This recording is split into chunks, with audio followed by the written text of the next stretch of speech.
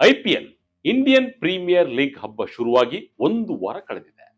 ಬೆಂಗಳೂರಿನಲ್ಲಿ ಅನೇಕರು ಟಿಕೆಟ್ ಸಿಗದೆ ನನಗೊಂದು ಟಿಕೆಟ್ ಕೊಡಿಸಿ ಅಂತ ಗೋಗರೆತಿರ್ತಾರೆ. ಇದರ ನಡುವೆ ಮಧ್ಯವರ್ತಿಗಳು ತಮ್ಮ ಬೇಳೆಯನ್ನ ಬೇಯಿಸಿಕೊಳ್ಳಲು ಫೇಕ್ ಟಿಕೆಟ್ ಮಾರಾಟ ಮಾಡಲು ಪ್ರಯತ್ನಗಳು ನಡೀತಾ ಇವೆ. ಆನ್ಲೈನ್ ಮುಖಾಂತರ ಟಿಕೆಟ್ ಪಡೆಯುವ ಮುನ್ನ ಕ್ರೀಡಾಭಿಮಾನಿಗಳು ತೆಗೆದುಕೊಳ್ಳಬೇಕಾದ ಎಚ್ಚರಿಕೆಗಳೇನು? ಸಾರ್ವಜನಿಕರು ಡಿಜಿಟಲ್ ಕ್ರೈಮ್ ಅಂದ್ರೆ ಸೈಬರ್ ಅಪರಾಧಗಳಿಂದ ತಪ್ಪಿಸಿಕೊಳ್ಳಲು ಏನೆಲ್ಲ ಕ್ರಮಗಳನ್ನ ತೆಗೆದುಕೊಳ್ಳಬೇಕು? ಇದೆಲ್ಲದರ ಬಗ್ಗೆ ಒಂದಿಷ್ಟು ಮಾಹಿತಿ ನಿಮ್ಮ ಮುಂದೆ.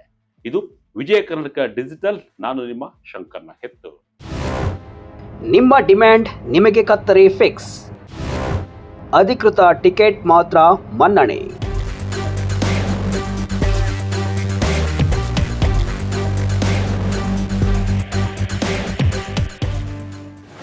ಐಪಿಎಲ್ ಬಂತು ಅಂದ್ರೆ ಸಾಕು, ನನಗೊಂದು ಟಿಕೆಟ್ ಕೊಡಿಸಿ ಅನ್ನೋರ ಸಂಖ್ಯೆಗೆ ಏನು ಕಡಿಮೆ ಇರಲ್ಲ. ಎಷ್ಟು ಹಣವಾದರೂ ಪರವಾಗಿಲ್ಲ, ನನಗೊಂದು ಟಿಕೆಟ್ ಬೇಕು, ಜೊತೆಗೆ ನಮ್ಮ ಫ್ಯಾಮಿಲಿಗೂ ಟಿಕೆಟ್ ಬೇಕು ಅನ್ನೋರೇ ಹೆಚ್ಚು. ಎಷ್ಟೇ ಹಣವಾದರೂ ಪರವಾಗಿಲ್ಲ ಕೊಡಿ ಅಂತ ಇತರರನ್ನ ಕೇಳೋದನ್ನ ನಾವು ನೀವು ನೋಡಿರ್ತೀವಿ. ಇದನ್ನೇ ಬಂಡವಾಳ ಮಾಡಿಕೊಂಡ ಕದಿಮರು ಫೇಕ್ ಟಿಕೆಟ್ ಮಾರಾಟ ಮಾಡಲು ಪ್ರಯತ್ನ ಮಾಡುವ ಸಾಧ್ಯತೆಯೂ ಕೂಡ ಇದೆ. ಐಪಿಎಲ್ ಟಿಕೆಟ್ ಸೇಲ್ ಮಾಡ್ತೀವಿ, ಇಷ್ಟು ಹಣ ಕೊಡಿ, ಅಷ್ಟು ಹಣ ಕೊಡಿ ಅನ್ನೋ ಕರೆಗಳೇನಾದರೂ ಬಂದಲ್ಲಿ ದಯವಿಟ್ಟು ಎಚ್ಚರಿಕೆಯಿಂದ ಇರಲು ಪೊಲೀಸರು ಸೂಚಿಸಿದ್ದಾರೆ.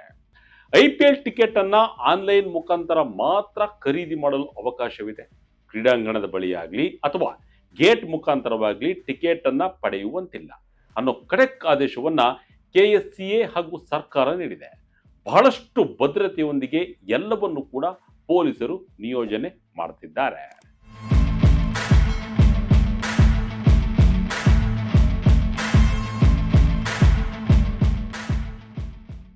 ನಕಲಿ ಐಪಿಎಲ್ ಟಿಕೆಟ್ ಮೋಸಗಳಿಂದ ಎಚ್ಚರಿಕೆಯಿಂದ ಇರಲು ಪೊಲೀಸ್ ಇಲಾಖೆ ಸೂಚನೆಯನ್ನು ನೀಡಿದೆ.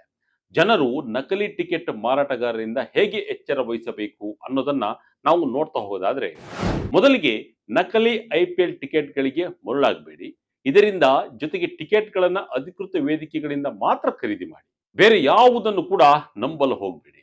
ಒಂದು ವೇಳೆ ನೀವೇನಾದ್ರೂ ಬೇರೆ ಮಾರ್ಗದಿಂದ ಟಿಕೆಟ್ ಖರೀದಿ ಮಾಡಲು ಮುಂದಾದ್ರೆ ನಿಮ್ಮ ಹಣ ವ್ಯಯವಾಗುವುದು ಫಿಕ್ಸ್. ಟಿಕೆಟ್ ಅನ್ನ ಖರೀದಿಸಿದ ನಂತರ ಬೆಲೆ ಮತ್ತು URL ಅನ್ನ ಪರಿಶೀಲಿಸಿಕೊಳ್ಳಿ. ಜೊತೆಗೆ ಟಿಕೆಟ್ಗಳ ಬಗ್ಗೆ ಬರುವ ಅನಾವಶ್ಯಕ ಸಂದೇಶಗಳನ್ನ ನಿರ್ಲಕ್ಷಿಸಿ ಅವುಗಳಿಗೆ ಮನ್ನಣೆ ನೀಡಲು ಹೋಗಬೇಡಿ. ಕೊನೆಯದಾಗಿ ಬಹಳಷ್ಟು ಮುಖ್ಯವಾದ ಅಂಶವೇನೆಂದರೆ, ತಕ್ಷಣ ನಗದು ಪಾವತಿಸಲು ಕೇಳುವ ಅಪರಿಚಿತರನ್ನ ನಂಬೇಡಿ. ಯಾವುದೇ ಲಿಂಕ್ ಅನ್ನ ಕ್ಲಿಕ್ ಮಾಡಬೇಡಿ. ಇದಿಷ್ಟು ಎಚ್ಚರ ವಹಿಸಿದ್ರೆ ಖಂಡಿತ ನಕಲಿ ಐಪಿಎಲ್ ಟಿಕೆಟ್ ನಿಂದ ಪಾರಾಗಬಹುದು. ಮುಂದುವರೆದಂತೆ ಸೈಬರ್ ಕದಿಮರು ನಿಮ್ಮ ಖಾತೆಗೆ ಕನ್ನ ಹಾಕಲು ನಿಮ್ಮ ವೈಯಕ್ತಿಕ ಮಾಹಿತಿಯನ್ನ ಸಂಗ್ರಹ ಮಾಡಲು ಪ್ಲಾನ್ ಹಾಕೊಂಡಿರ್ತಾರೆ. ಇದರಿಂದ ನಾವು ಹೇಗೆ ಸುರಕ್ಷಿತವಾಗಿರಬೇಕು ಅನ್ನೋದನ್ನ ನೋಡ್ತಾ ಹೋಗೋದಾದ್ರೆ, ಮೊದಲಿಗೆ ನಿಮ್ಮ ಅಕೌಂಟ್ಗೆ ಬಲವಾದ ಮತ್ತು ವಿಶಿಷ್ಟ ಪಾಸ್ವರ್ಡ್ಗಳನ್ನ ಬಳಸಿ. 2 ಹಂತದ ದೃಢೀಕರಣವನ್ನ ಸಕ್ರಿಯಗೊಳಿಸಿ.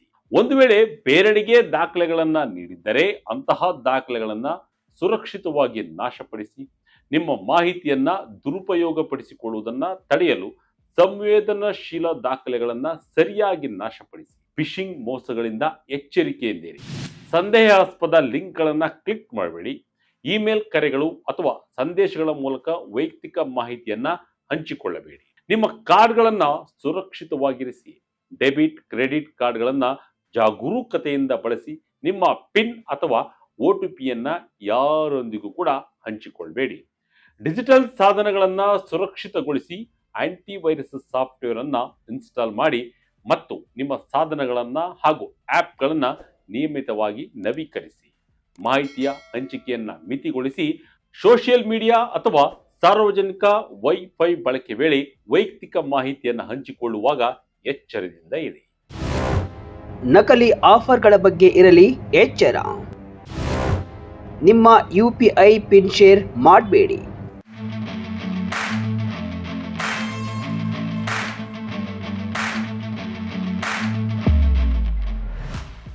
ಇನ್ನು ಹಲವರು ಮೆಸೇಜ್ಗಳ ಮೂಲಕ ಬರುವ ನಕಲಿ ಲಿಮಿಟೆಡ್ ಆಫರ್ಗಳ ಬಗ್ಗೆ ಎಚ್ಚರ ವಹಿಸುವುದು ಅತ್ಯಗತ್ಯವಾಗಿದೆ.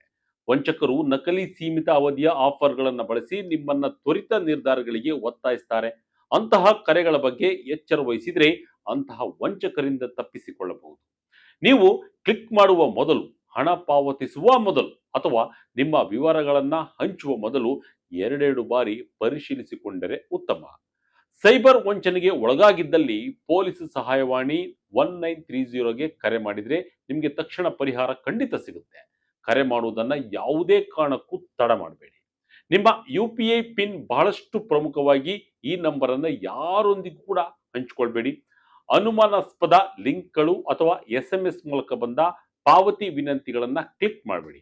ಅಸಾಧ್ಯವಾದ ಆಫರ್ಗಳು ಅಥವಾ ಡಿಸ್ಕೌಂಟ್ಗಳಿಗೆ ತಕ್ಷಣ ಪಾವತಿ ಮಾಡಲು ಹೋಗಬೇಡಿ. ATM ಬಳಿ ಅಪರಿಚಿತರೊಂದಿಗೆ ಮಾತನಾಡುವುದನ್ನ ತಪ್ಪಿಸಿ. ಪಿನ್ ನಮೂದಿಸುವಾಗ ಕೀಪ್ಯಾಡ್ ಅನ್ನ ಮುಚ್ಚಿ. ಹೊರಡುವ ಮೊದಲು ಕಾರ್ಡ್ ಮತ್ತು ನಗದು ಇರುವುದನ್ನ ಖಚಿತಪಡಿಸಿಕೊಳ್ಳಿ. ಎಚ್ಚರದಿಂದಿರಿ. ಒಂದು ಕ್ಷಣ ಅಲಕ್ಷ್ಯವು ಆರ್ಥಿಕ ನಷ್ಟಕ್ಕೆ ಕಾರಣವಾಗಬಹುದು.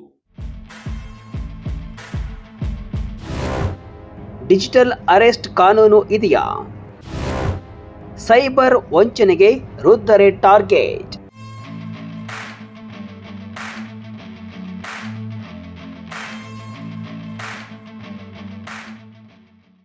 ಡಿಜಿಟಲ್ ಅರೆಸ್ಟ್ ಅಂತಹ ಪ್ರಕರಣಗಳು ಇಂದಿನ ಕಾಲಘಟ್ಟದಲ್ಲಿ ಹೆಚ್ಚಾಗಿ ಕಂಡುಬರುತ್ತಿವೆ. ಎಷ್ಟೇ ಮುನ್ನೆಚ್ಚರಿಕೆ ವಹಿಸಿದರೂ ಕೂಡ ವಿದ್ಯಾವಂತರೇ ಈ ಪ್ರಕರಣದಲ್ಲಿ ಸಿಲುಕ್ತಾರೆ. ಪೊಲೀಸ್ ಇಲಾಖೆಯಲ್ಲಿ ಅಥವಾ ಕಾನೂನಿನಲ್ಲಿ ಡಿಜಿಟಲ್ ಅರೆಸ್ಟ್ ಅನ್ನೋದು ಇಲ್ಲವೇ ಇಲ್ಲ. ಪೊಲೀಸ್ ಅಧಿಕಾರಿಗಳ ಸೋಗಿನಲ್ಲಿ ಕರೆ ಮಾಡಿ ಹಣ ದೋಚಿರುವ ಪ್ರಕರಣಗಳು ದಾಖಲು ಪ್ರಮಾಣ ಹೆಚ್ಚಾಗಿದೆ. ವೃದ್ಧರನ್ನೇ ಟಾರ್ಗೆಟ್ ಮಾಡಿ ಸೈಬರ್ ವಂಚಕರು ಹಣವನ್ನ ಪೀಕಿರುವ ಘಟನೆಗಳು ಕೂಡ ನಡೆದಿವೆ. ಒಂದಂತೂ ತಿಳಿದುಕೊಳ್ಳಿ, ಡಿಜಿಟಲ್ ಅರೆಸ್ಟ್ ಅನ್ನೋದು ಯಾವುದೇ ಕಾನೂನಿನಡಿಯಲ್ಲಿ ಇಲ್ಲ. ದಯವಿಟ್ಟು ನಿಮಗೆ ಕರೆ ಏನಾದರೂ ಬಂದಲ್ಲಿ ಸ್ವೀಕಾರ ಮಾಡದೆ ಕಟ್ ಮಾಡಿದ್ರೆ ಇನ್ನೂ ಉತ್ತಮ. ಅಥವಾ ನಿಮ್ಮ ಪ್ರಾದೇಶಿಕ ಭಾಷೆಯಲ್ಲಿ ಮಾತನಾಡಿ ಆ ಕಡೆಯಿಂದ ಬೇರೆ ಭಾಷೆಯಲ್ಲಿ ಮಾತನಾಡಿದರೆ ದಯವಿಟ್ಟು ಕಾಲ್ನ ಡಿಸ್ಕನೆಕ್ಟ್ ಮಾಡಿ. ವಂಚಕರಿಂದ ಪಾರಾಗಿ. ಒಂದು ವೇಳೆ ನೀವೇನಾದರೂ ಕರೆಯಲ್ಲಿ ಮುಂದುವರಿದರೆ ನಿಮ್ಮ ಜೇಬಿಗೆ ಕತ್ತರಿ ಬೀಳುವುದು ಗ್ಯಾರಂಟಿ. ಆದ್ದರಿಂದ ಇಂತಹ ಕರೆಗಳಿಂದ ಆದಷ್ಟು ದೂರವಿರಿ.